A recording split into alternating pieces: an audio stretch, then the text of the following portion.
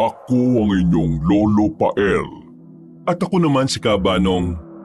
At Ito ang aming kwento.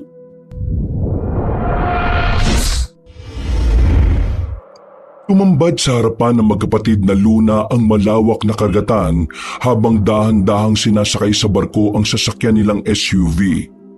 Maingat ang bawat galaw ng mga tripulante na sinisigurong ligtas ang bawat sakay. Nasa driver's seat ang 35 na si Victor. Seryosong mukha niya habang sinusundan ng senyas ng crew. Ang ate niyang si Paula naman, 36. Nakasandal sa passenger seat. Halatang pagod pero nanatiling alerto. Nakatingin ang dalaga sa tubig habang tila nagmumuni-muni. Kapag ganitong amoy dagat, naisip ko tuloy si tatay. Ako nga rin, te. Baka yung mga luma niyang kwento tungkol sa bagyong sinabayan nila nung bata pa siya. Yung tipong parang lalamunin ng alon ng buong mundo. Naalala mo pa ba yun? Oo. Hindi ko makakalimutan ng kwento na yon. Isa yun sa mga paborito kong kinukwento ni tatay noon eh. Huwag kang mag-alala, te. Maririnig natin ulit yung kay tatay pag nakauwi na tayo sa Baryo Gulat. Hindi na umimik pa si Paula. Nanatili na lang siyang nakatingin sa kawalan habang naghihintay. Ilang saglit pa ay natahimik na sila pareho habang paalis na ang barko mula sa pantalan. Ang paglalakbay pabalik sa Baryo Gulat ay hindi na biro ngayon. Bukod sa tagal ng biyahe ay may balita pa silang natatanggap patungkol sa matindi at malaking pagbabago sa probinsya. Parami na raw ng parami ang mga armadong grupo sa kabundukan. Hindi naman alintana na magkapatid ang tungkol doon dahil mas nangingibabaw ang pagkasabik at pag-aalala nila para sa amang matagal nang hindi nila nakita. Mabilis na lumipas ang oras. Pagbaba ng barko sa probinsya ay kaagad minaneho ni Victor ang SUV hanggang sa mapadaan sila sa isang checkpoint ng mga pulis. Ate, bakit nga ulit tayo biglang pinauwi ni Mengay? Hindi ka talaga nakikinig, no? Ikaw naman, ate. Alam mong may kausap ako ng mga panahon na yun eh. At saka short time memory lang talaga ako. Kaya huwag kang bumusangot dyan, no? Sabihin mo na lang sa akin kung bakit nga ba. Nangihina na raw si tatay. Ay, oo nga pala, no? Baka ito na yun, Victor. Baka gusto na tayong kausapin bago pa mahuli ang lahat. Ang tagal na rin natin siyang hindi nakita, ate, no? Kung hindi pa nagparamdam si Mengay, baka hindi pa natin maisipan na umuwi. Nakakalungkot nga rin eh. Nakukonsensya rin ako. Wala na tayong magagawa, ate. Ang mahalaga naman ngayon makakauwi na tayo at makikita na siya. Paglagpas ng checkpoint ay natahimik na naman sila habang tinatahak ang pakurubang daan patungong bayan. Madilim na ang paligid at unti-unting bumubuhos ang ambon. Ang mga ilaw ng sasakyan ay sumasayad sa basang kalsada at bumabakas sa mga punong gumagalaw sa hangin. Napatingin si Paula sa madilim na kapaligiran sa labas habang ikinukumot sa sarili ang jacket niya. Hininaan naman ni Victor ang aircon dahil nga sobrang lamig na gawa ng pag-ambon na unti-unti nang lumalakas. Mabuti na lang at nagbarko tayo at ginamit ang sasakyan. Hindi ko kakayanin kung sasakay pa tayo ng pampublikong jeepney. Mahihiluhin pa rin talaga ako kapag long drive. Mabuti na lang talaga at may sarili na tayong sasakyan. Teka, uminom ka na kaya muna ng gamot? Nakainom na ako kanina pa. Pagbaba pa lang natin ng barko. Mabuti naman kung ganun. Ate, naalala mo po ba yung huling biyahe natin sa Baryo Gulat? 10 taon na yung nakalipas nun eh. Tapos nasiraan pa tayo ng tricycle noon na malapit sa ilog. Yung pinapak tayo ng lamok buong gabi? Oo, pagbalik natin dun, gawin kaya ulit natin yun tapos isama natin si tatay para ma-experience niya rin yung mapapak ng lamok buong gabi. Siraulo ka talaga? Pareho silang natawa at dahil doon ay panandalian ding gumaan ang pakiramdam nila. Pero hindi nagtagal ang kasiyahang yon dahil agad ding bumigat ang atmosfera nang biglang lumitaw sa gilid ng daan ang isang motorsiklo. May 2 lalaking nakabonit ang sakay nito at pareho pang may hawak na mahabang baril. Si Paula ang unang nakapansin dahil nakafocus ang mata ni Victor sa pagtahak sa madilim na daan. Pero natunugan na rin yun ng binata dahil nga may ideya na siyang patungkol sa mga naglipana na mga bandido sa lugar na yon. Victor? Alam ko ate, kumapit ka lang mabuti at bibilisan kong pagmamaneho. Sige, mag-iingat ka sa pagdadrive ah. Oo ate. Mabilis na pinaspasan ni Victor ang pagdadrive, subalit sinundan din sila ng motorsiklo at binilisan din na nagmamaneho nito ang pagpapatakbo. Tumaas na ang tensyon sa sasakyan hanggang sa meron na namang sumulpot na nakita si Paula. May dalawa pa sa likod, Victor. Lumingon si Victor at kinabig ang manibela. Lumiko sila sa isang daan hindi pamilyar. Makitid ito, maputik at may matataas na talahiban. Saan tayo pupunta, Victor? Hindi ko alam, te. Basta dapat matakasan natin ang mga yan. Diyos ko po, natatakot ako. Baka hindi na tayo makauwi kay Tatay Victor. Huwag mo sabihin yan, ate. Makakauwi tayo sa Baryo Gulat. Makikita natin ulit si tatay. Kabadong nanalangin na lang ang dalaga habang nakababatang kapatid niya ay binabaybay ang madilim na daan. Sumabay pa ang palakas ng palakas na ulan na lalong nagpahirap sa kanilang sitwasyon. Parehong bumilis ang tibok ng mga puso ng magkapatid dahil sa nangyayari. Patuloy pa rin kasi ang pagsunod ng mga motorsiklo sa likuran nila. Ang mga headlight ng sasakyan ay pilit binabanatan ng mga patak ng ulan. Ilang saglit pa ay biglang nag-flash ang ilaw sa dashboard ng sasakyan ng magkapatid. Ay pambihira! Hindi pa rin naayos ang alternator ng sasakyan at kapag hindi tayo umabot ng tuyong lupa ate, patay tayo nito. Anong ibig mo sabihin? Hindi na natapos ni Paula ang pagsasalita dahil isang malakas na putok mula sa likod ang narinig nila. Tinamaan ang gulong ng sasakyan nila sa likuran dahil pinaputokan ito ng mga humahabol sa kanila. Hindi nagpatinag si Victor. Nagtuloy-tuloy lang siya habang si Paula ay sigaw ng sigaw sa takot. Hanggang sa makalipas ang ilang minuto, sa kasagsagan ng malakas na ulan at sa madilim na kapaligiran ay biglang napapreno ang lalaki. Nakita niya kasi kagad ang bangin. Mabuti na lang talaga ay nakapreno siya dahil kung hindi ay tsak na mahuhulog sila sa ibaba. Diyos ko po! Nasaan na sila, Victor? Hindi ko alam, te. Hindi ko na nakikita yung ilaw ng mga motorsiklo eh. Tara, lumabas na muna tayo, te. Bago pa mahulog tong sasakyan natin sa bangin. Kailangan din natin maghanap ng masisilungan bago pa nila tayo matuntun. Delikado rito. Saan naman tayo pupunta? Nasa gitna tayo ng hindi natin alam eh. Hindi natin malalaman kung hindi tayo aalis dito, te. Ang sigurado ko lang, kapag nagtagal tayo rito, sigurado makikita tayo ng mga humahabol sa atin. Wala nang nagawa si Paula kundi sumang-ayon na lang sa sinasabi ng nakababata niyang kapatid. Kinuha ni Victor ang flashlight mula sa dashboard at saka lumabas ng sasakyan, kaya kagad siyang nabasa ng ulan. Bago naman lumabas ang dalaga ay tiningnan muna niya ang cellphone nilang magkapatid. Pero parehong walang signal kaya napaismid siya. Ganun pa man ay dinala pa rin niya ito na binalot lang sa plastic para hindi mabasa. Iniwan na nila ang ibang gamit sa sasakyan at napagdesisyon ng babalikan na lang ang mga yun kapag nakarating na sila sa Baryo Gulat. Hihingi na lang sila ng tulong sa mga kinaukulan para makaiwas na rin sa kapahamakan laban sa mga rebelde sa kabundukan. Pagtanaw ng dalawa ay nakita nila sa kaliwa ang masukal na kagubatan. Ngunit sa di kalayuan, sa kislap ng isang kidlat ay may silwetang lumitaw. Isang gusali na parang malaking bahay. Doon, Victor, may bahay o gusali ako nakita. Sigurado ka ba, te? Wala tayong alam sa lugar na ito eh. Oh, akala ko ba hihingi tayo ng tulong? Mas pipiliin mo bang dito tayo magpalipas ng gabi kasama ang ulan at mga rebelde? Ay nako, tara na nga. Tara na nga talaga. Hindi na sumagot si Victor at nagpatuloy na sila sa pagpunta sa nasabing lugar. Pinilit nilang lakarin ang maputik na daan kahit na basang-basa na sila ng ulan. At habang papalapit ng papalapit, ay mas lumilinaw ang itsura ng nasabing gusaling nakita kanina ni Paula. Malalaki ang bintana. May krus sa ibabaw ng bubong at may malawak na pinto sa pinakasentro. Napansin ni Paula na tila lumang kumbento ito na parang noong panahon ng Kastila. May halong takot at pag-asa sa kanyang dibdib pagkakita sa lugar habang si Victor ay hindi na nagdalawang isip pa. Nang marating nila ang harapan ng nasabing gusali ay lumapit kaagad si Victor. Kumatok siya sa malaking pintuan.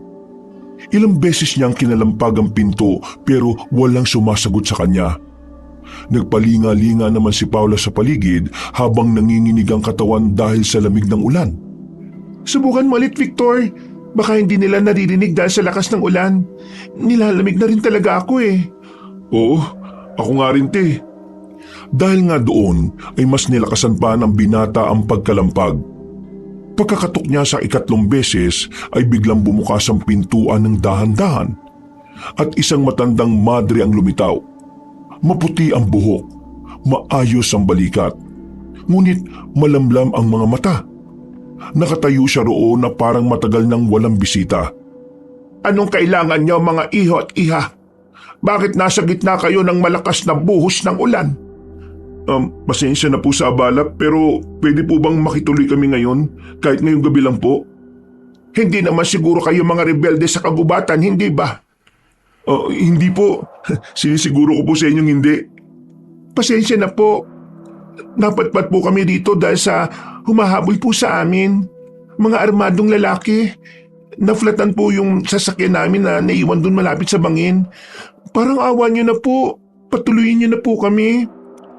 Sige, pumasok kayo. Sa gabing ganito ay hindi talaga ligtas sa labas lalo na kung malakas ang ulan. Laking pasalamat ng magkapatid dahil pinatuloy nga sila ni Mother Superior halos. Pagpasok nila ay naamoy kagad ni Paula ang makahalong amoy ng kandila, lumang kahoy at kung anong halamang hindi niya mawari. Madilim ang loob ng kumbento at may kakaibang lamig na bumabalot dito na tila mas nagpadagdag sa kilabot na nararamdaman niya. Nagpunta sila sa tanggapan at pinaupo. Makalipas ang ilang minuto ay may dalawang madre na dumating at nagbigay ng tuwalya para makapagpatuyo sila. Ilang saglit pa nga ay muling nagpakita ang Mother Superior na may dalang mga tuyong damit. Salamat po. Ano po pala ang pangalan ninyo? Ako si Mother Superior Halos. Salamat po sa mga damit na to, Mother Halos. Walang anuman mga anak. Huwag kayong mag-alala dahil ngayon ay ligtas na kayo. Walang mga bandido o rebelding napapadpad dito. Makakatulog kayo ng mahimbing, ako na nagsasabi sa inyo. Sa hindi malamang dahilan, habang nakikinig si Paula sa sinasabi ng madre ay tila may kakaiba siyang nararamdaman na hindi maganda.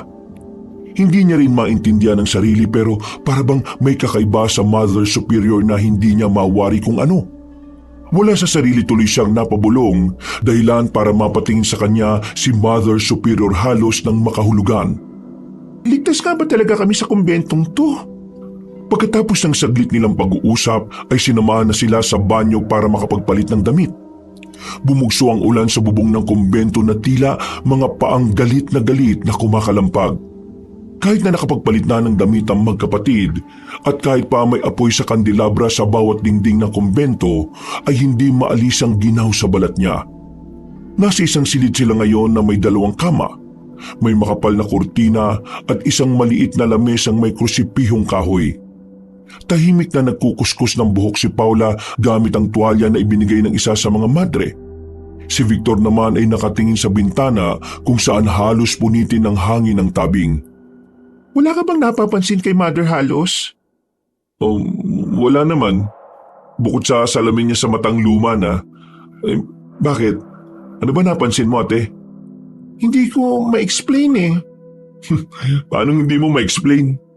Basta, meron ako nararamdaman na hindi ko maipaliwanag, Vic. Kung dito sa kumbentong tinutukoy mo, pareho tayo, ate. May kakaiba sa lugar na to dahil sobrang tahimik masyado. Masyado ring maayos para sa luma. Nakakapagtaka na meron palang kumbento sa ganitong liblib na lugar. Parang wala naman akong natatandaan na may ganito sa probinsya eh. Paano matatandaan eh? Hindi naman tayo napupunta sa lugar na ito. Hanggang Baryo Gulat lang talaga tayo bago magpunta ng Maynila. Sa bagay. Lumapit si Victor sa isang parte ng pader kung saan may nakaukit na simbolo na parang krus.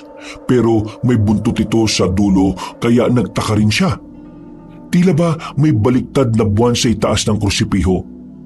Dahil doon ay inilapat niya ang palad niya sa bato. Kaya naramdaman niya ang lamig nito na parabang may pintig. Gulat siyang napatingin doon at nang damdamin na niya ulit ang nasabing pintig ay pareho na silang napalingon ng bumukas ang pinto. Isang madring payat at tahimik ang pumasok, bitbit ang 2 tasa ng mainit na tsaa. Nagpakilala ang ginang bilang si Sister Philomena sabay abot sa mainit-init na tasa ng tsaa. Nagsabi rin ang ginang na kung meron silang kailangan ay huwag mahihiyang magsabi. Itinuro rin noon ang kanilang silid na nasa dulo lang ng pasilyo. Kailera ng kwartong tinutuluyan nilang magkapatid ngayon. Maraming salamat po, sister. Maraming salamat po dito sa tsaa. Matapos ang saglit na pakikipagkwentuhan, pag-alis ni Sister Philomena ay napansin ni Paula na parang gumagapang ang anino nun sa sahig kahit hindi ito sinisikatan ng apoy. Isang aninong mahaba at tila may ibang hugis na parang may buntot din. Napakurap ang dalaga at nang tingnan niya ulit ay wala na ito. Ate, okay ka lang? Wala naman. May napansin ka ba kanina? Napansin na ano? Kay Sister Philomena ba? O dito sa tsaa o sa buong kumbento na naman? Wala. Hayaan mo na. Huwag mo na lang akong pansinin sa mga pinagsasabi ko. Oo nga eh. Paranoid ka lang, ate. Dahil dun sa mga humabol sa ating kanina. Pero huwag ka mag-alala. Bukas na bukas din makakauwi na tayo. Kaya huwag ka na masyadong mag-isip ng kung ano-ano dyan. Makikita rin natin si tatay at magkakabanding pa tayong 3. Oo nga. Pero paano tayo makakahingi ng tulong? Chinecheck ko tong cellphone natin. Wala pa ring signal kahit dito. Sadya lang atang wala talagang signal sa area na to. Malaking bagay yun sa mga madre para makapag-focus sila sa gawain. Kaya rin siguro hinayaan nila na walang maitayong cell site sa banda rito eh. Tsaka siguro dahil na rin sa mga rebelding pakalat-kalat sa kabundukan. Yung mga walang hiyang rebelde na yan, hindi sila lumaban ng patas sa buhay. Mga perwisyo sila sa buhay. May pinaglalaban lang din siguro sila na hindi natin alam. Pero hindi ako kumakampi sa kanila ah. Dapat lang no. Nakita mo naman yung ginawa nilang pag-abol sa atin. Baka kung di pa natin sila nailigaw mas nauna pa tayong paglamayan kay tatay nang wala sa oras. Ay nako, huwag na nga natin pag-usapan yan, te. Uminom na lang tayo ng tsaa para mapawi yung lamig natin. Oo nga, uminom na nga lang tayo ng tsaa at baka lumamig pa ito. Makalipas ang ilang minuto, habang umiinom ng tsaa ay bumalik si Victor sa tapat ng bintana. Sa labas ay walang makitang kahit na ano maliban sa anino ng mga punong inuuyog ng hangin. Wala ring naririnig na palahaw ng mga hayop. Ang katahimikan ay binabasag lang ng malakas na buhos ng ulan. Naalala ko na. Oh, ano na naman yun, te? May nadinig na akong kwento tungkol sa mga kumbento na nasa liblib na lugar. Hindi ko akalain na totoo pala yun. Alam mo ba kung anong klaseng kumbento to? Hindi. Pero parang hindi ito yung typical na kumbento sa mga bayan. Parang napalayo tayo sa sibilisasyon eh. Yun nga, nakwento na yun ni tatay. Meron nga raw na kumbento na panahon pa ng Kastila. Tapos ngayon parang nakalimutan na ng panahon. Pero nag-i-exist pa rin sila. Teka, may kakaibang lasa tong tsaa na to ha. Parang may halamang dinikdik. Ewan ko sa'yo. Di ka naman nakikinig sa mga kinukwento ko eh. Ay, sorry naman ate. Wala naman kasing magbabago kung malaman ko yun eh. Teka, maiwan na nga muna kita dyan at magpapahangin-hangin lang ako. O kung gusto mo, sumama ka sa akin sa labas. Che, dito na lang ako dahil nilalamig pa rin ako no. Tsaka inaantok na rin ako eh. Okay, sige. Huwag ka na masyado magpapagala-gala dahil nakakaya sa mga madre. Nakikipanuluyan lang tayo dito eh. Hindi naman ako lalayo, te. At saka, magpapantok lang din ako. Okay, nagpapaalala lang ako no. Hindi na nga kumibo si Victor. Lumabas na nga muna siya ng silid upang mag-ikot. Dinala niya ang kanyang flashlight. Bagamat may sindi pa ang ilang kandila sa pasilyo. Habang naglalakad siya sa kahabaan ng makipot na pasilyo, napansin niyang halos lahat ng dingding ay may mga ukit. Pero hindi tipikal na ukit ng santo o Birheng Maria. Ang ibang nakaukit ay anyong kabayo. Ang iba ay parang kalahating tao at ang iba naman ay kalahating hayop. Napahinto siya sa isang malaking pintong may nakapaskil na silid ng pananahimik. Bawal ang istorbo. Dala na matinding kuryosidad, ay dahan-dahan niyang inilapit ang tenga sa pinto at doon niya narinig ang isang pag-ungol. Isang malalim at paulit-ulit na tunog na parang pinipigil na galit o sakit. May halo ring paghahalinghing, pero sa paraang kikilabutan ka kapag narinig mo yon. Mabilis ngang nangilabot ang katawan ng binata pagkarinig sa tunog na yon. Napatras siya at bigla na lang nakaramdam ng kakaibang takot. Pagkalaon ay lumibot siya ng tingin sa pasilyo. Doon niya naramdaman na parabang may mga matang nakatingin sa kanya na hindi niya mawari kung nasaan. Pasimple siyang napayakap sa sarili at dahil doon ay hindi na niya itinuloy ang paglilibot sa kumbento. Kaagad na siyang bumalik sa silid nilang magkapatid dala ng takot. Umupo siya kaagad sa kama at sumandal na parang hindi mapakali. Napansin niyo ng nakatatanda niyang kapatid kaya nag-usisa ang dalaga. Oh, sobrang bilis mo naman yata. Ha? At saka, bakit parang namumutla ka? Ano kasi Ate Pau eh. Ano kasi? Bakit nga? May narinig akong parang hayop pero nasa loob ng isang kwarto at yung mga ukit sa pader, hindi ko magets eh. Alam mo yun te, yung pakiramdam ko tuloy, parang hindi to kumbento na basta lang pinatayo para magdasal eh. Para bang... Natigilan na ang binata sa pagsasalita dahil biglang may kumalubog sa kisame. Pareho silang napatingin magkapatid doon hanggang sa marinig nila ang isa, dalawa, hanggang 3 kalabog. Mabibilis ito na parang may dumadaan doon. Dahil doon ay dali-daling tumayo si Paula sa kanyang kama at lumipat sa kama ni Victor habang nakatingin sa bubungan.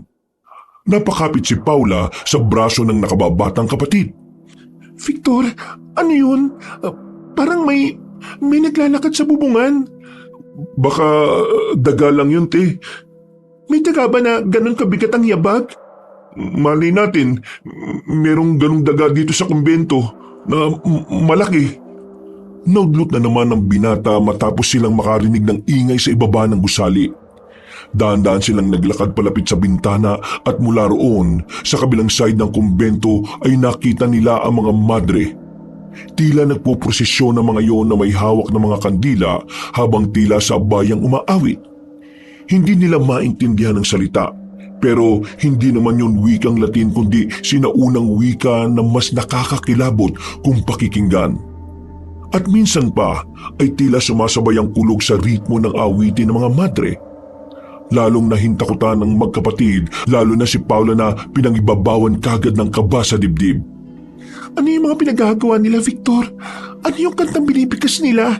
Hindi ko naintindihan pero nakakapanindig ng balahibo. Sobrang nakakatakot. Kaya nga te, sinasabi ko na nga be, may kakaiba talaga sa kumbentong to eh. Parang mga kulto yata yung mga madring nandito te. Ano nang gagawin natin? Kailangan na siguro nating umalis dito ate. Pero paano? Malakas ang ulan at saan tayo pupunta? Teka, saan sila pupunta? Para malaman ang sagot sa tanong na yun, ay nagpasya si Victor na sumilip sa pasilyo. Ayaw pa nga sanang pagpaiwan ni Paula pero siniguro ng binata na mag-iingat siya sa pagmamasid. Pinuntahan ng lalaki ang balkonahing tanaw ang chapel sa ibaba. Doon kasi nagpuntahan ng mga madre kanina na nakita nilang tila nagpuprosesyon. Paghinto ay doon niya rin nakita si Mother Superior Halos na nakatayo sa harap ng altar kasama niya si Sister Philomena at ang iba pang mga madre. Nakayuko ang mga yun at tila nag-aalay ng nakakatakot na uri ng dasal. Ramdam na ramdam ni Victor ang matinding kilabot kaya pasimple siyang napapahimas ng braso. Pero patuloy pa rin siya sa pagmamatsyag. Nakita niya sa gitna ng altar ay may nakatakip na mesa. May bahagyang tumatagas na likido mula rito. Maitim ito at malapot. Hindi niya alam kung matatakot ba siya o mangangatog sa kaba. Pero sapat na ang mga nakita niya para magdesisyon na umalis sa lugar na yon. Diyos ko po, mas malala pa pala sa mga rebelde itong napuntahan naming lugar. Hindi na niya tinapos pa ang napapanood dahil alam niyang may hindi na magandang mangyayari pagkatapos ng ginagawa ng mga madre. Agad siyang bumalik sa silid nila Ate Paula niya na kanina pa rin naghihintay. Oh, anong nakita mo? Ate, may ritual silang ginagawa sa kapilya. Di umalis na tayo rito, Victor. Oo ate, aalis na tayo rito. Hindi tayo pwede magtagal dito dahil mas matindi pa sila sa mga rebeldeng umahabol sa atin eh. Anong ibig mo sabihin? Hindi sila mga totoong madre. Nagsasagawa sila ng ritual o orasyon na hindi ginagawa ng mga taong lingkod ng Diyos. Baka mga miyembro sila ng kulto at napanood ko na yung mga ganitong eksena eh. Habang naiimbing tayo ng tulog, dadali nila tayo sa altar nila tapos hihiwain ng tiyan natin para ialay sa Diyos-Diyosan nila ate. Diyos ko po, umalis na tayo rito, Victor. Bago pa tayo mabiktima ng mga yan. Wala nang inaksayang oras ang magkapatid. Tahimik silang pareho habang naghahanda at nagpaplano kung paano tatakasan ng mga madre. Bumalik tuloy sa isipan ni Victor ang mukha ng kanilang ama. Si Tatay Tisoto, na matagal na nilang iniwan para makapagtrabaho sa Maynila. Sa isip niya, kung hindi sila makakaligtas ngayong gabing ito, ay baka hindi na nila makita pa ang pinakamamahal na ama. At katulad ng napag-usapan, hinintay nila matapos ang ginagawang seremonya ng mga madre. Doon kasi sa bungad ng main entrance nagkakatipo ng mga yon at makikita sila kung sakasakali. Kabadong nagpalipas ng oras ang magkapatid. Nang abuti na sila ng hating gabi ay tila mas lalo lang umingay ang paligid.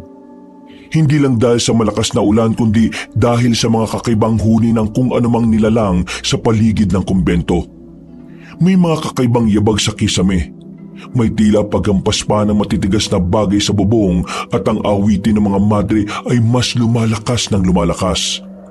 Sumabay pa ang lumalagom na hangin sa paligid ng kumbento. Takot na napatingin si Paula sa nakababatang kapatid. Hindi tayo makakaalis dito, Victor. Hindi ko rin alam pero aalis tayo rito. Pangako ko yan sa'yo. Pero paano nga? Anong gagawin natin? Baka bago pa tayo makalabas ng kwartong to napaghiwalay na nila tayo. Ayoko sa ganito matapos ang buhay natin, Victor. Namimiss ko na nga ang tatay Kailangan natin makita si Tatay Tisoto. Makikita natin si Tatay Tisoto ate. Makakauwi tayo ng baryo gulat ng buhay at walang galos. Gagawa ko ng paraan. Hindi tayo mamamatay dito.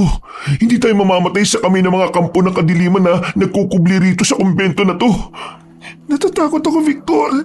Natatakot talaga ako. Gusto ko nang umuwi. Gusto ko na talaga makita si tatay. Makakalis tayo rito, Makakalis tayo. Niyakap ni Victor ng maigpit ang kanyang ate na pumapalaho na ng pag-iyak.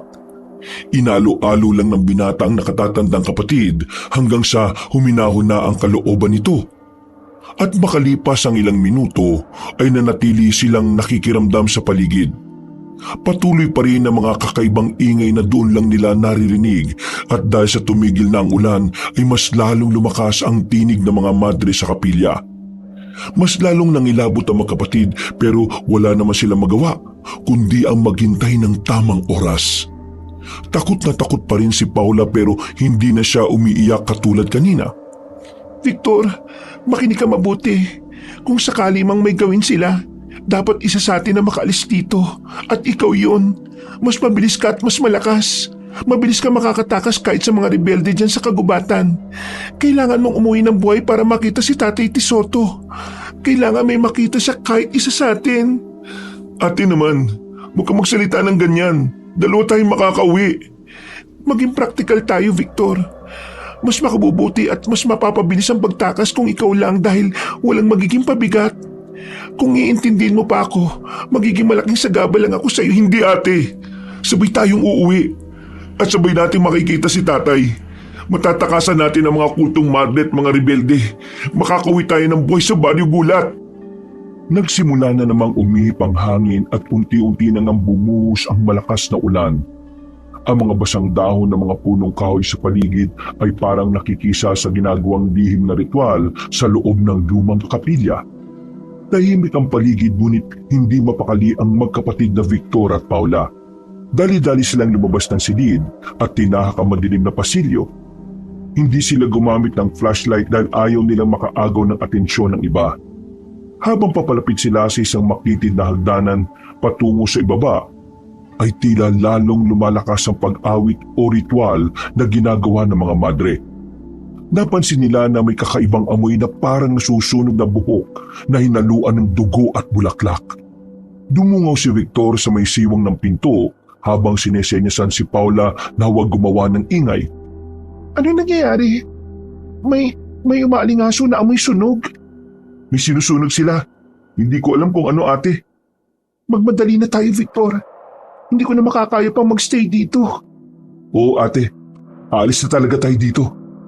Nagpatuloy na nga sila sa paglalakad hanggang sa kabilang gilid na sila ng kapilya mapadpad. Muling napahinto si Victor at napatingin sa kinaroroonan ng mga madre. Hindi na rin nakatiis si Paula kaya sumilip din siya mula sa likuran ng nakababatang kapatid. Doon nga ay nakita nilang nakasuot na ng itim na belo at puting habito ang mga kababaihan. Nakapalibot sila sa isang bilog na altar na may nakaukit na kakaibang simbolo. Naagaw din ng atensyon ng magkapatid ang nakatirik na pulang kandila sa gitna nila. Sa gitna naman ng bilog na yon ay naroon ang isang babaeng tila wala sa sarili. Nakahubad ang pangitaas at may nakataling pulang nylon sa kanyang liig, pulso at mga paa. Nakalutang ang kanyang katawan habang sumisigaw ito na parang may bumabalot sa kanyang kaluluwa. Anong ginagawa nila? Mukhang isinasakripisyo na nila yung babae. Diyos ko, hindi ko na talaga kaya matagalan ng impyernong lugar na ito. Tara na, Victor. Sandali lang, ate. Dapat makita natin kung anong nangyayari. Napapaliw ka na ba? Alam naman na natin pareho kung anong mangyayari. Papatayin nila ang babaeng yan. Bibiyakin nila ang tiyan at kukunin ang mga laman loob para ialay sa kung sino mang demonyo. Masisiguro mo ba mapanood yun? Naudlot na ang dalaga sa pagsasalita dahil nagpakita na nga si Mother Superior halos. Lumakad siya at tumayo sa unahan ng nasabing babae habang hawak-hawak ang gulugod ng isang hayop na animo ay baston. At sa bawat hampas niya sa lupa ay tila gumagalaw ang anino ng mga madre. Paglapit sa babaeng nakahiga ay itinapat na ng ginang ang kanyang mukha rito. Pagkatapos ay nagbukas siya ng bibig hanggang sa merong lumabas doon na isang maugat na uri ng buto. Nilulunyo ng babaeng nakahiga at pagkadaka ay nangisay-ngisay yun kasunod ng pagbula ng bibig. Ang mga madre naman ay patuloy lang sa pagbikas ng mga sinaunang salita habang nakaantabay hanggang sa tuluyan ng malagutan ng hininga ang nasabing babae. Hindi nagtagumpay ang isa sa bago nating kasamahan.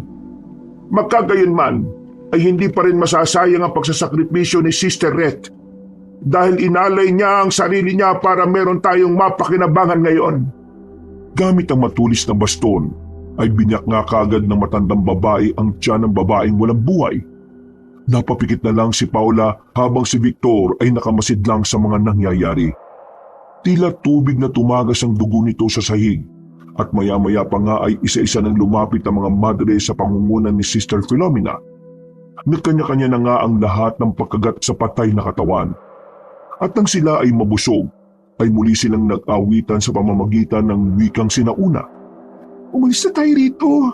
Kung di pa tayo alis dito, Victor, magagaya tayo sa babaeng yon. O ate, tara na. Pakbang pa lang silang dalawa ng dahan-dahan ay sabay-sabay na humalinghing ang mga madre. At sa isang iglap ay nagsimula na silang magpalit ng anyo. Ang kanilang mga belo ay nahulog sa sahig. Ang kanilang mga muka ay napilas at ang mga mata nila ay naging pula at bilog. Parang mga mata ng kabayo. Unti-unti ay lumabas ang makakapal na itim na buhok mula sa kanilang leeg at likod. Sa ibabang bahagi ng kanilang mga katawan ay humaba ang mga hita at binti nila. Naging parang paa ng kabayo na may maitim na balahibo at kaliskis. Gulat na gulat ang magkapatid nang tumambad sa kanilang paningin ang tunay na anyo ng mga madre. Naging mga anggitay sila na isang uri ng malaalamat na aswang. Ang kanilang mga katawan ay kalahating kabayo sa ibaba.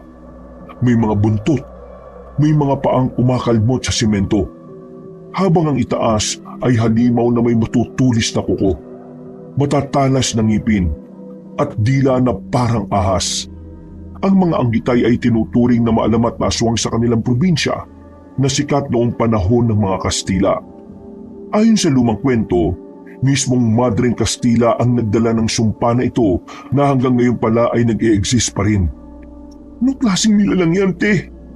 Natatanda ko yung kwento noon ni tatay tungkol sa mga nilalang na kalahating kabayo at kalahating halimaw ang katawan. Bakit wala akong matanda na nakwento niya yan? Inaapoy ka ng lagnat noon dahil sinasabing nabati ka ng isang tikbalang. Doon ay kinuwento ni tatay ang tungkol sa mga nilalang na yan. Kung ganun, uri sila ng tikbalang? Hindi, aswang ang mga yan. Ang tawag sa kanila ay anggitay. Eksaktong pagkasabi noon ni Paula ay napasinghap si Mother halos. Sumunod din ang iba pang anggitay.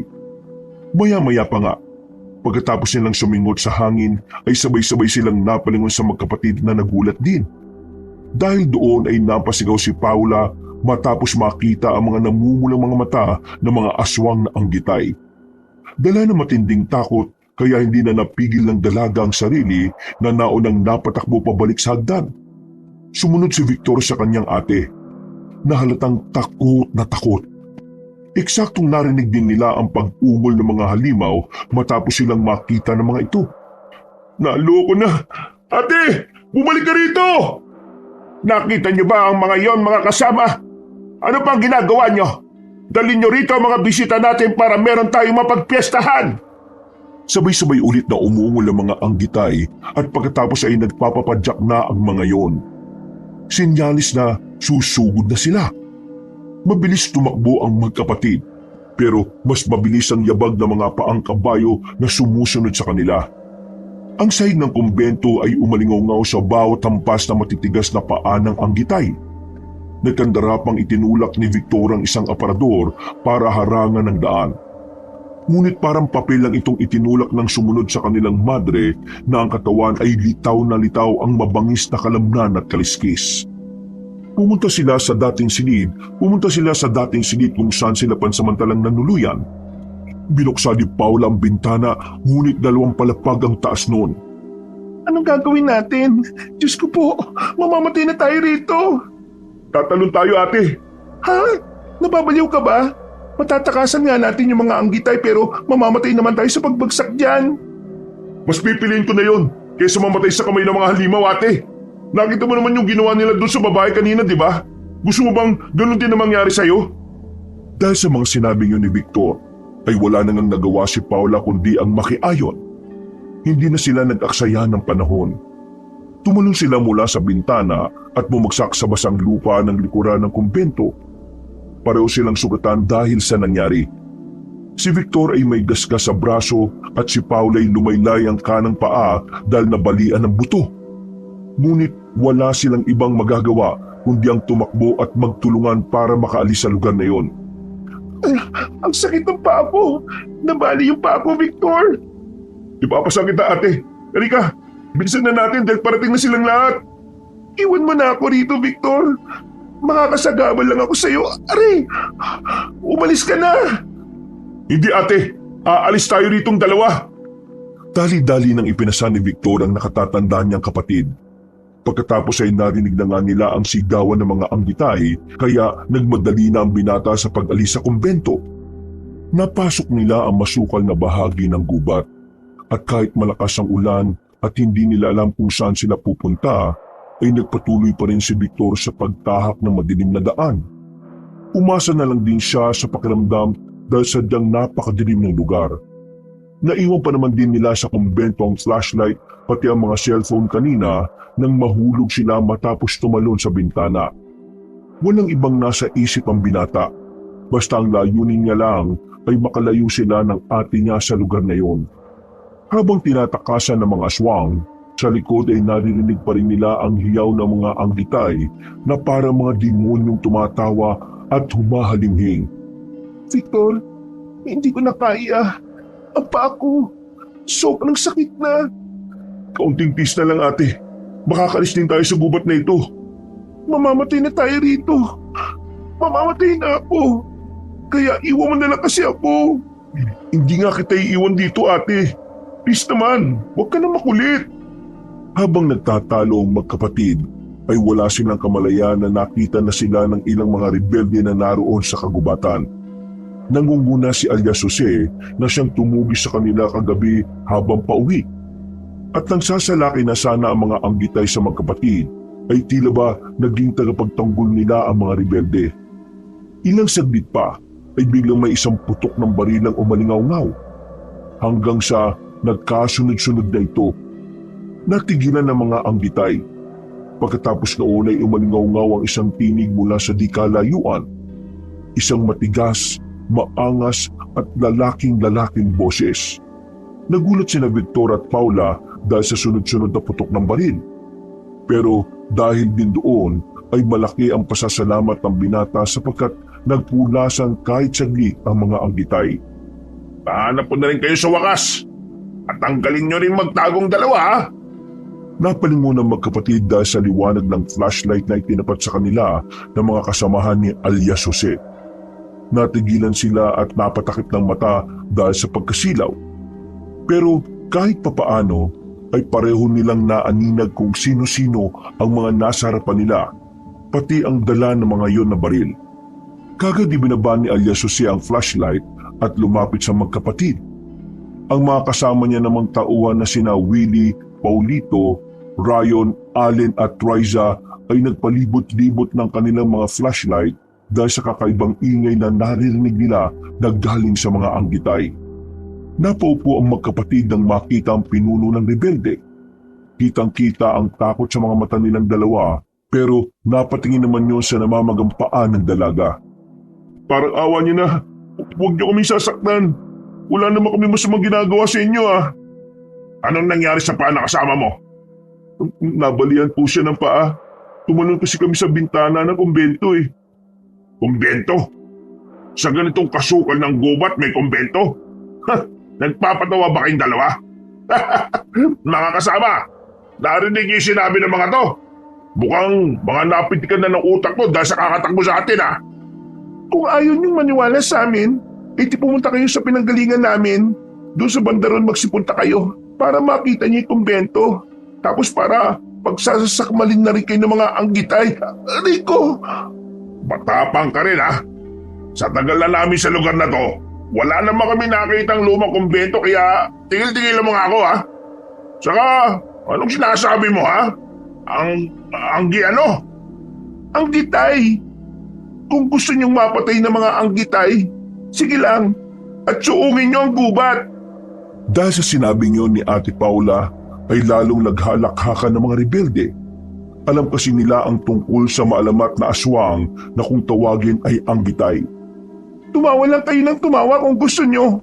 Dahil kapag sinalakay nila kayo at napatay, kami naman ang tatawa ng kapatid ko. Ah, magkapatid pala kayong dalawa. Mabuti naman kung ganon.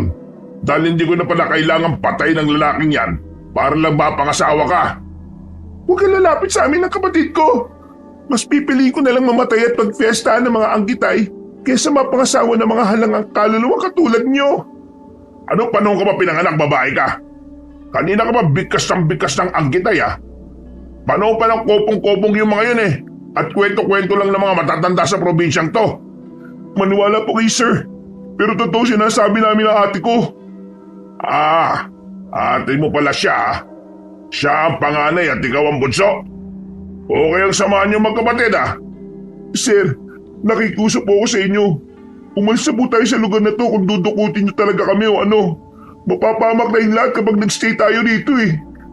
Hindi pa man natatapos ni Victor ang pagsasalita ay nakarinig na sila ulit ng nakakakilabot na huni ng kung anong hayop. Sinundan ito ng mga pag-ungol na mas lalong nagpakilabot sa maulang gabi. Sabay-sabay na ginala ni Willie, Paulito, Ryan, Allen at Riza ang kanilang mga paningin sa kadiliman habang gamit ang mga flashlight. At kasabay ng pagkulog at pagkidlat ay nakita nga nilang lahat ang mga nilalang na kalahating kabayo ang ibabang bahagi ng katawan at kalahating halimaw naman ang itaas. Ang sinasabing anggitay ng magkapatid na Victor at Paula. Nandito na sila! Naabutan na nila tayo! Isang nakakakilabot na ungol ang pinakawalan ng mga aswang bago sila sumalakay. Sumenyas naman kaagad si alias Jose sa mga kasama na kaagad nagpaputok. May mga tinamaan sila pero mas marami ang hindi. Pagkatapos noon ay nagkanya-kanya na rin ang takbuhan ng mga rebelde. Kaya sinamantala ni Victor ang pangyayari. Habang pasan-pasan ng kanyang ate ay nagmadali siya sa pagtahak ng daan. Hindi na niya alintan ng iba na nakikipagsagupa na sa mga anggitay. Ang tanging nais lang nilang magkapatid ay makalis na sila sa tila impyernong kagubatan. Umalingaw-ngaw ang putukan ng mga baril at sigawan hanggang ilang saglit pa ay unti-unting tumahimik ang paligid. Nagtako sa isang matabang puno sina Victor at Paula habang parehong takot na takot. Victor, okay na ako dito. Iwan mo na ako, sige na. Ate naman, napag-usapan na natin to, di ba? Kahit anong pangungulit ang gawin mo, hindi kita pwedeng iwan dito. Uuwi tayo kay tatay. Paano tayo makakauwi ng buhay? Eksaktong pagkasabi nun ng binata ay may sumilip na isang anggitay sa kanila. Nang sasakmali na sila nito ay isang nakabibinging putok ng baril ang narinig na naman nila. Hanggang sa sunod-sunod na yon. Ilang saglit pa ay humandusay sa sahig ang naghihingalong aswang at tumambad sa kanila si alias Jose, kasama si Willie at Riza. Nagulat ang magkapatid dahil hindi nila sukat akalain na tutulungan sila ng mga rebelde. Bilisan nyo at pumunta kayo rito! Hindi na nga nagdalawang isip si Victor. Pasan-pasan pa rin ang kanyang ate ay lumapit sila sa mga rebelde dahil alam niyang mas malaki ang tsansa na makalis sila ng ligtas sa kagubatan na yon. At habang papalayo sila, ay nakaramdam ang magkapatid na Luna ng makahalong takot at pasasalamat. Alam nila na hindi pa tapos ang lahat dahil isa lang yon sa marami pang aswang na nasa paligid. Ang gabi ay tila wala ng wakas at ang ulan ay unti-unting huminto, ngunit ang katahimikan ng paligid ng kumbento ay lalong naging mabigat. Sa dilim, ang bawat aninong gumagalaw ay tila may dalang panganib. Ang mga dingding ng kumbento na sa unang tingin ay banal at mapayapa, subalit ngayon ay nagmistulang pulungan ng demonyo. Basang-basa ng ulan at kumakabog ang dibdib ni Ate Paula habang naglalakad ang kapatid niyang pasan-pasan siya. Sa unahan naman nila ay naroon si alias Jose na alerto sa bawat galaw ng paligid. Kasunod nila si Willie na nakasukbit ang baril at si Riza na may hawak na mahabang kutsilyo. Silang lima, bagamat sugatan at hingal, ay sabay-sabay na tinahak ang madamo at masukal na daan. Tinatakasang muli ang bangungot ng kumbento at ang matitinding halimaw na ngayon ay bumabagtas din sa kagubatan. Mas malapit na ang hininga nila, Victor. Naririnig kong sut-sut nila. Bilisan natin. Sa halip na magsalita ka na magsalita dyan, manahimik ka na lang para mas magkaroon ka ng pakinabang sa kapatid mo. Huwag mong pagsasalita ng ganyan ng ate ko, ha? Bakit? Anong gagawin mo, Bagito? Ayaw mo ako saktan? Gawin mo, sige! Nang matulad ka sa mga halimaw na yon. Tama na. Bago tayo magpatayan, takasan muna natin ang mga halimaw na yon. Eksaktong pagkasabi noon ni Ate Paula ay tila biglang napuno ng nakakakilabot na tunog ang kagubatan. Tunog ng mga nilalang na may mga paang kabayo at halimaw na katawan. Ang mga anggitay. Hindi man humihinto, pero alerto silang nakamasid sa madilim na paligid na lalong pinakikilabot ng maulang gabi. Ilang saglit pa ay gumuho ang ilang sanga sa may gawing hinaga. At mula sa likod ng isang malaking punong kahoy ay lumitaw ang isang anggitay. Ang ibabang bahagi nito ay tulad ng isang puting kabayong may nangingintab na mga kuko. Samantalang ang itaas ay isang nilalang na mukhang madre, ngunit may punit-punit na balat. Malalaking kuko at nangingintab na itim na mga mata. Nakilala ng magkapatid ang nasabing anggitay na si Sister Philomena pala. Ayan na sila! Diyos ko po, anggitay! Nakita na tayo ng anggitay! Kagad pinaputukan ni Willie ang halimaw. Umalingaw-ngaw ang tunog na yon sa buong kagubatan, ngunit nagulat sila nang makitang tila walang epekto sa balat ng Anggitay ang bala. Bakit ganon? Parang hindi tumatalab sa kanya. Yung kanina naman eh. Sa tingin mo ba, ay basta-basta kami mapapatumba ng bala na yan? Kung inakala mong napatay niyo yung kaninang humahabol sa inyo, nagkakamali kayo. Kayo ang mamamatay sa lugar na ito at ibabalik namin kayo sa kumbento para pagpiyestahan. Nagulat silang lahat, lalo na sina alias Jose, Willie at Riza. Matapos marinig na binikas ng madring Anggitay ang nasabing kumbento, doon nila napagtanto na nagsasabi ng totoo ang magkapatid na Paula at Victor. Umatungal ang aswang at dali-daling sumugod. Sa bilis ng pangyayari ay hindi nila ito napaghandaan. Nagulat na lang sila nang makita na tumilapon si Willie at tumama sa isang puno. Napasigaw sa pagkabigla si Riza dahil nakita niyang napuruhan ng aswang ang kanyang kasintahan. Dahil doon ay siya naman ang sumalakay ng walang pag-aalinlangan. Sinubukan siyang pigilan ni alias Jose pero hindi na siya nakontrol pa. Gamit ang sandatang hawak, itinusok ng babaeng rebelde ang matalim na kutsilyo sa gilid ng Anggitay. Ngunit inangat lang siya ng halimaw gamit ang kamay nito at hinagis palayo. Riza! Nakahinga siya ng maluwag nang makitang si Riza na okay pa naman kahit marami ding natamong sugat. Hindi nag-aksaya ng oras ang pinuno ng mga rebelde. Agad niyang inihagis ang isang granadang nakuha mula sa katawan ng nasuwi nilang kasamahan kanina sa pagtakas. Sapul si Sister Philomena na tumilapon din sa malayo. Pero nadamay silang lahat dahil malapit lang ang naganap na pagsabog. Pagbangon nila ay nakita nila ang kinahantungan ng aswang na Anggitay. May ilang bahagi ng katawan nito ang napunit. Nangingisay-ngisay ito sa lupa ngunit hindi pa rin tuluyang patay. Aba, at bumabangon ka pang halimaw ka ha? Ha, matibay ka rin ha? Hindi na kita hahayaang makapanakit pa. Sumalakay si alias Jose at nang makita yun ni Victor ay saglit niyang pinatago si Ate Paula. Lumapit siya sa walang malay na si Willie at kinuha ang gamit nitong baril. Habang nakikipagsagupang pinuno ng mga rebelde ay naganap siya ng tiyempo para mapuntirya ang halimaw. Pinagtulong-tulungan nga ni na Victor at alias Jose na pagbababarilin at paghahampasin ito ng itak.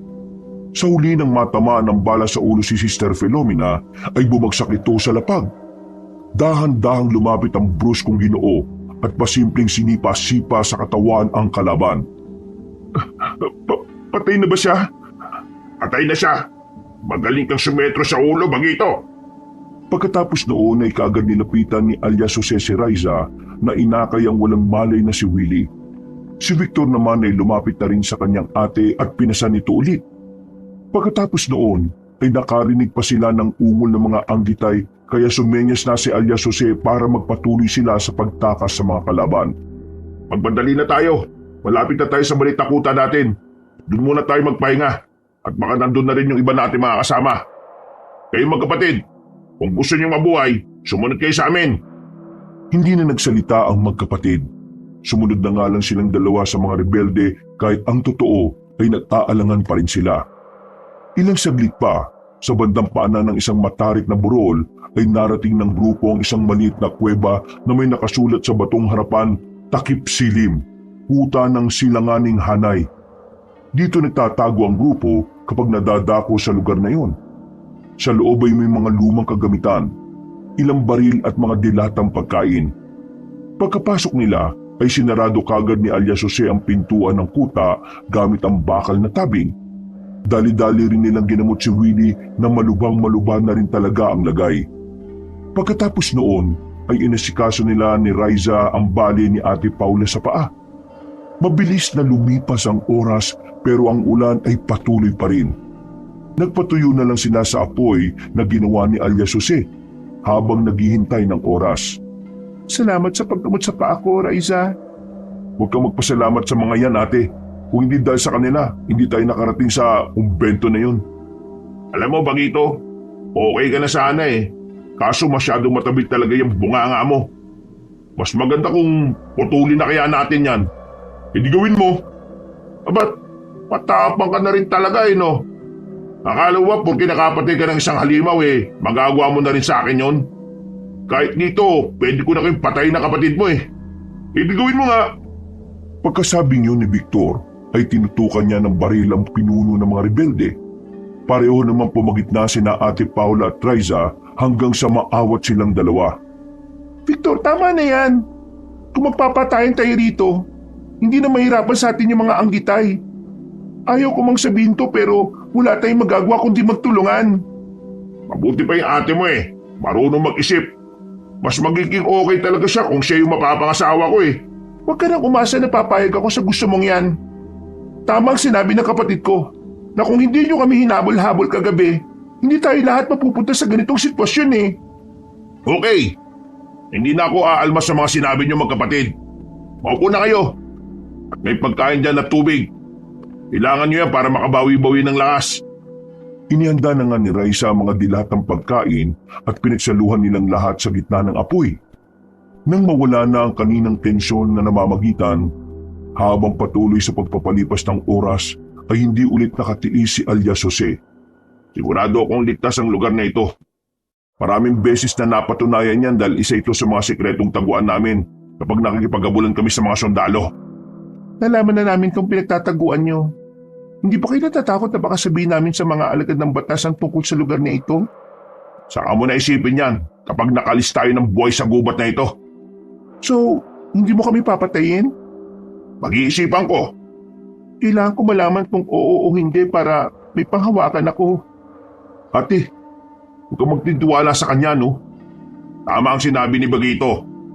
Wala kang dapat pagkatiwalaan sa amin dahil mga rebelde kami. Pero kailangan ko pa rin malaman. Makulit ka rin talaga eh no. Kung gusto namin kayong patayin, kanina pa namin yung ginawa. Eh bakit nyo kami hinabol kagabi? Anong dahilan nyo? Sige na, magpahinga na kayo. Kapag nagtanong ka ba, baka tuluyan ko na talaga kayong dalawa. Dahil doon ay nanahimik na nga ang magkapatid dahil kitang-kita nila sa mata ni alias Jose na seryoso na to sa pagpatay sa kanila. Nagpunta na nga lang sila sa isang sulok at doon nakiramdam sa mga pangyayari. Ayos na ba ang paa mo, ate? Medyo okay na. Pero hindi ko alam kung hanggang kailan natin kayang takasan ng mga halimaw na yon. Plus ito pa, hindi rin ako sigurado kung papayagan tayo ng mga rebelde ko na makaalis ng buhay. Siguro nag-aalala na sa atin si Mengay. Kumusta na rin kaya si Tatay Tisoto? Makakauwi tayo, ate. Pangako ko sa iyan. Pagkatapos ng saglit nilang pag-uusap ay nagpahinga na nga ang magkapatid. Pasado 2:00 ng madaling araw ay sabay-sabay silang naalimpungatan matapos marinig ang pangangatog ni Willie. Nag-aalalang bumangon si Riza at kinumutan ng kasintahan na tila kinukumbulsyon. Alalang-alala ang babaeng rebelde at nang makita yun ni Ate Paula ay lumapit siya para tumulong sa pagkumot. Mainit ang katawan niya. Inaapoy siya ng lagnat. Kailangan na natin siyang madala sa ospital. Sa tingin mo ba hindi ko naisip yan? Pero wala tayong magagawa kundi maghintay ng umaga sa lugar na ito. Hindi na makakapaghintay ito kasama niyo. Mamamatay siya dito kapag hindi tayo umaksyon. Paglabas mo dyan, ikaw naman ang mamamatay sa kamay ng mga anggitay. Huwag kang umastang bayanin dyan, babae ah. Wala ka talagang puso, no? Hindi ka bagay na maging pinuno nila. Ano sinabi mo? Kung gusto mong mawalang mamatay, di sige lumabas ka. Walang pipigil sa'yo. Pero wag na wag mong kukwestiyonin ang pagiging pinuno ko dahil hindi mo ako kilala, babae. Samantala habang nagtatalo sina alias Jose at Ate Paula, hindi nila alam na sa di kalayuan ay may 3 anggitay ang gumagapang sa taas ng mga puno. Hindi sila naglalakad kagaya ng mga kabayo kundi gumagamit ng mahahabang galamay na tila malalyana upang makasampa sa mga sanga. Sinundan ng mga aswang ang amoy ng dugo galing kay Wally hanggang sa matunto na nga ang kanilang kinaroroonan. Nagulat na lamang silang lahat nang kumalabog ang tabig na tila pilit na binubuksan ng mga halimaw. Nagulat na lang silang lahat nang kumalabog ang tabing na tila pinipilit na binubuksan ng mga halimaw. Natutunan nila tayo. Pero paano nangyari yun? Mga aswang sila. Sinusundan nila ang amoy ng dugo kaya ganon. O di ba? Gusto mo pang lumabas kanina? Bakit hindi mo gawin ngayon ha, babae? Huwag mo nga akong asarin at tawagin babae lang. May pangalan ako, no? Ako si Paula. Habang patuloy na nagtatalo na parang totoong magkasintahan, ay isang mabigat na kalabog ang yumanig sa paligid. Pagkalaon ay sumabog ang bakal na tabing ng kuweba sa isang bagsik ng sipa mula sa 3 anggitay. Gumuhit sa dilim ang kanilang aninong matatayo na may tila kabayong paa. Ang mga hubad na katawan ng babaeng halimaw na balot ng dugo at buot. Ang bibig ng isa ay nakangangang lumilika ng nakakabinging huni at parang pinagsamang iyak ng bata at huni ng kabayo. Sa sobrang pagkagulat ni Ate Paula sa mga nakita, ay napatalon siya at hindi sinasadyang napayakap kay alias Jose. Kahit ang pinuno ng rebelde ay nagulat din mismo. Pero sa kabilang banda ay tila hindi niya maintindihan ang sarili dahil ikinatuwa niya ang sitwasyon nilang yon. Sa gitna ng panganib,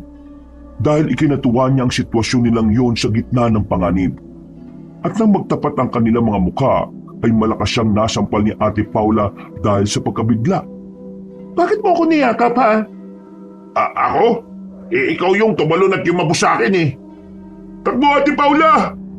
Muling niyapos ni alias Jose si Ate Paula at sabay nilang iniwasan ang pag-atake ng mga galit na anggitay. Pagkatapos noon ay magkakasunod na pinagbababaril ni Victor ang mga halimaw. Humugot si Raisa ng kutsilyo at si alias Jose naman matapos ilagay sa likuran si Ate Paula ay pumwesto sa harapan. May hawak siyang baril na handa ng salubungin ng mga halimaw. Ngunit si Willie ay nanatiling walang malay sa isang sulok na malapit kung saan nakapwesto ang mga aswang. Lahat sila ay nag-aalala para rito kaya wala na silang sinayang na oras. Salakay na! Magkasunod din ang pinaputukan ng mga aswang na dahilan kung bakit nagtalsika ng ilang balahibo ng mga yon matapos tamaan. Pero hindi nagpatinag ang mga anggitay na galit pa rin. Sumugod ang mga yon na unang punterya si Willie na wala pa ring malay. Sa isang iglap ay lumundag ang isang aswang sa katawan ng walang malay na lalaki. At gamit ang matutulis na kuko ay pinirapiraso ang kanyang dibdib. Pumalahaw si Raisa ng iyak sa pagkabigla habang ang mga laman loob ni Willie ay tumatalamsik sa bato at lupa ng kuweba. Sa galit ni Raisa sa nangyari sa kanyang kasintahan ay walang pakundangan siyang sumalakay pero inawat siya ni alias Jose. Huwag ka magpadalos-dalos, Raisa! Hindi na natin siya may liligtas!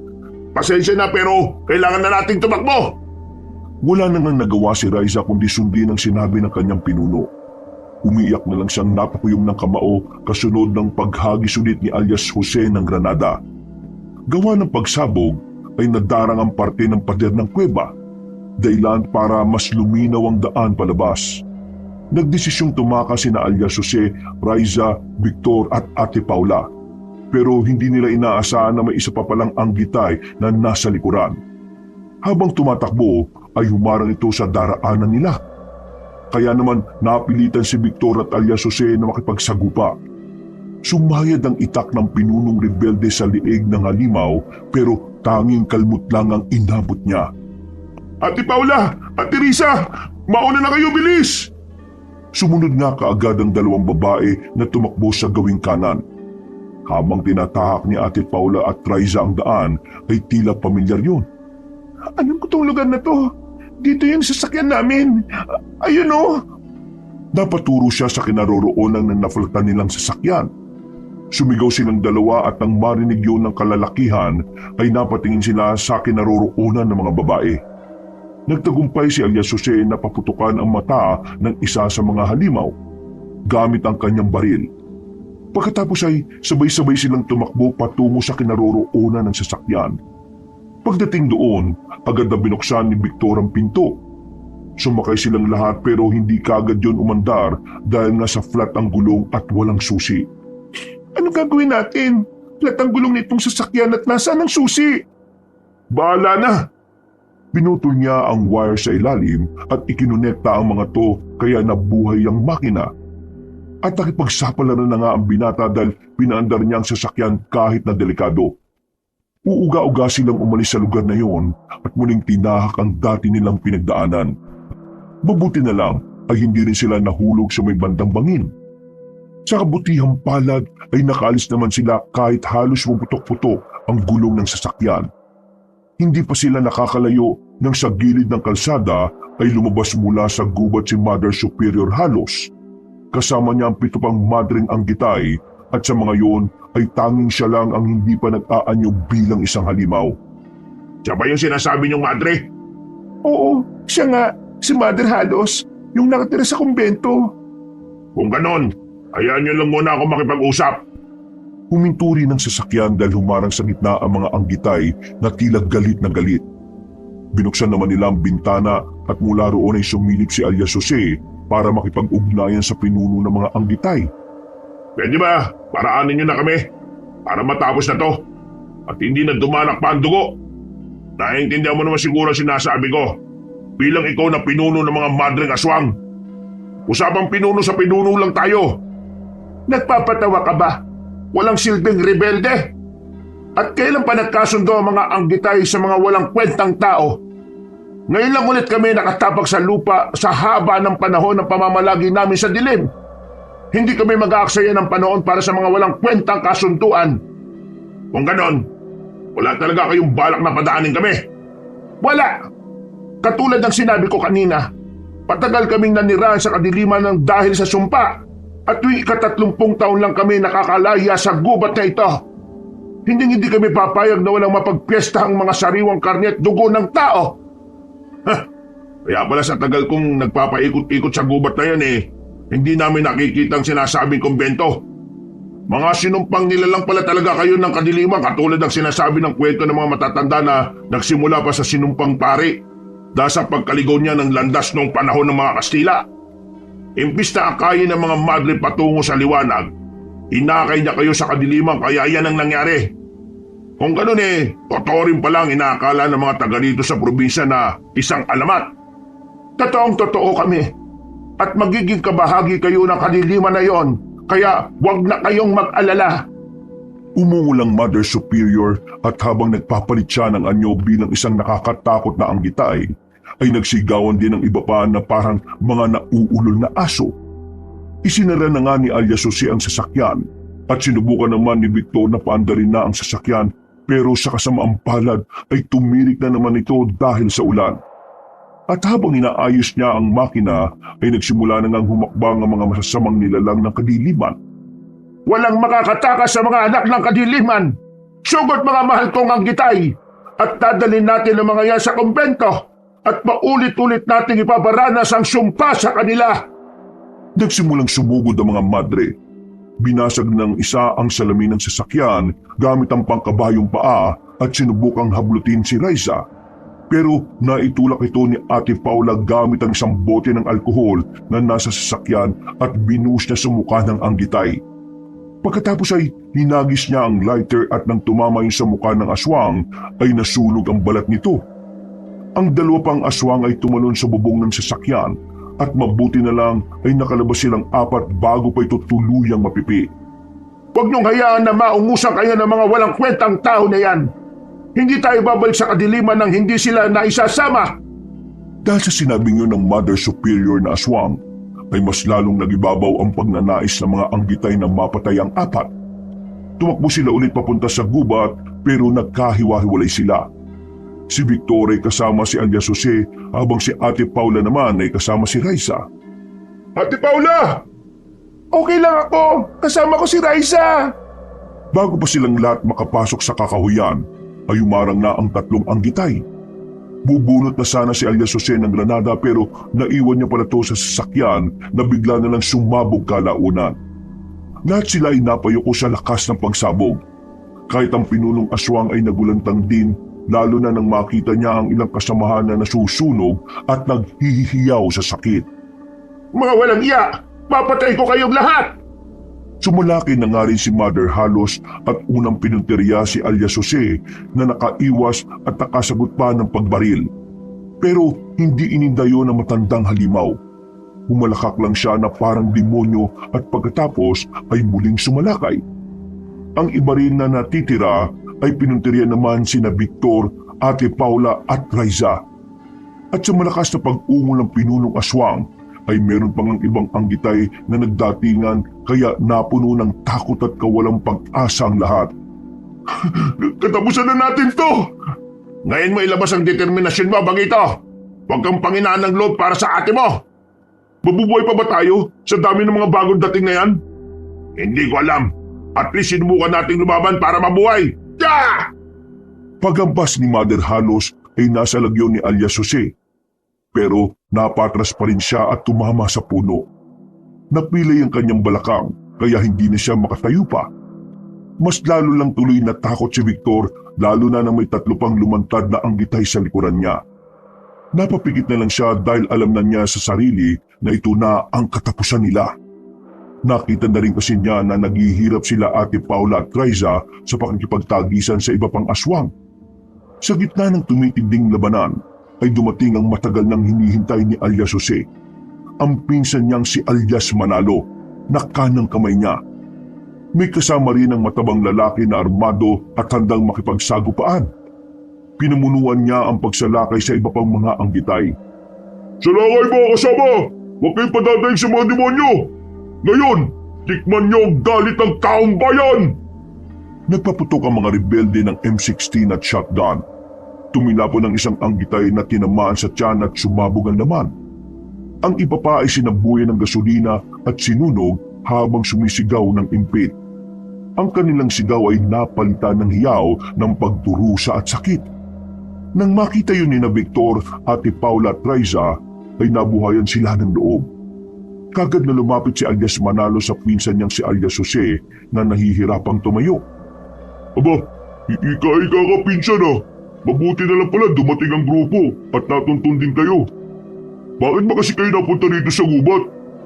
Saka na ako magpapaliwanag, insan.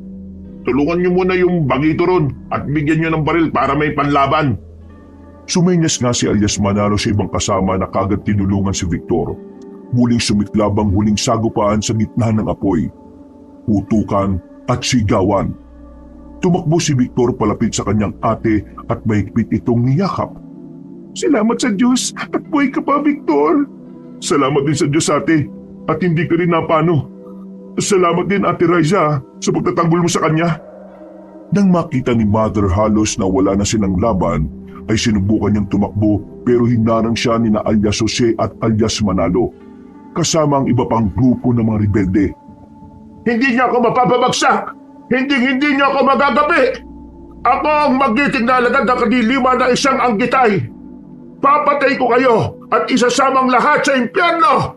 Ah! Sabay-sabay nilang pinaulanan ng balang pinunong anggitay at pagkatapos ay sinabuyan din yun ng gasolina bago niliban ng buhay. Umuungol ito ng umuungol habang sumasalakay hanggang sa unti-unti ng manghina at matupok ng apoy. Pinagmasdan nilang lahat ang walang kalaban-laban na aswang hanggang sa mapula ang apoy dahil sa ulan. Mag-isa ka magpunta sa impyerno dahil may ibang impyerno kaming laban dito sa lupa! Hindi lang natapos doon ang lahat. Dahil sa utos din ni alias Jose, walang nagawa ang magkapatid kundi ang sumunod. Bumalik sila sa kumbento at sinupil pa ang mga natitirang kaaway. Pagkatapos ay saka nga sinunog ang nasabing kumbento. Hindi makapaniwala si alias Manalo dahil ang akala niya rin, katulad nila nung una ay alamat lang talaga ang tungkol sa mga anggitay. Handa ko pa yung sinabi ng lolo natin noon, Pinunong Jose. Nang panahon ng Kastila at nagkaroon ng nakakahawa at nakakamatay na sakit noon, namatay daw ang mga madre sa isang kumbento. At dahil hindi matanggap ng pari ang nangyari kaya tumalikod siya sa Diyos at naligaw ng landas.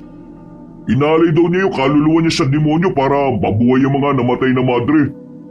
At ito ang naging kapalit ng pagkabuhay ng mga madre. Naging mga anggitay sila. Kalahating kabayo at kalahating halimaw.